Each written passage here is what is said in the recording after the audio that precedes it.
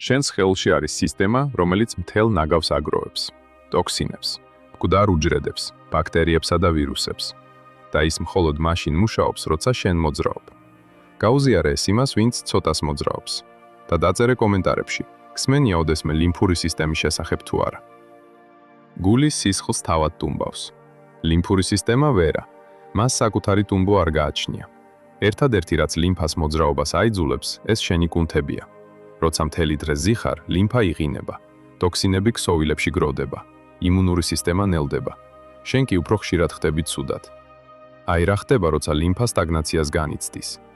შეშუპება, განსაკუთრებით ხელებსა და ფეხებში. ქრონიკული დაღლივობა, უჯრედები ვერ იკვებებიან. ხშირი გაციება, იმუნიტეტი ვერ ასწრებს რეაგირებას. ცელულიტი, ეს ცხიმი არ არის, ეს ქსოვილებში ჩამდგარი ლიმფაა. ჟურნალ Lymphatic Research and Biology ექსპერიმენტმა აჩვენა. 30 წუთიანი ზომიერი სიარულიც კი ლიმფის მოძრაობის სიჩქარეს 3-ჯერ ზრდის. ესეც დაპირებული სამი გზა, რომელიც ლიმფას რეალურად აამოძრავებს. პირველი, მოძრაობა. სიარული, ხტომა, ცურვა. ყველაფერზე უკეთესი კი მინი ბატუტია. ვერტიკალური მოძრაობა. ზემოთ ქვემოთ. ლიმფური სისტემის ყველაზე ეფექტური სტიმულაცია. მეორე, ღრმა სუნთქვა.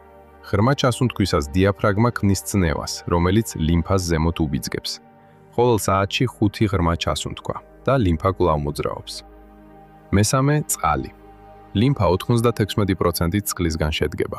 გაუწყლოებისას ის სქელდება და მოძრაობას წვეთს. მინიმუმ 2,5 ლიტრი დღეში. შენს ხელს შეუძლია თავად გაიწმინდოს. მას უბრალოდ სჭირდება, რომ შენ იმოძრაო.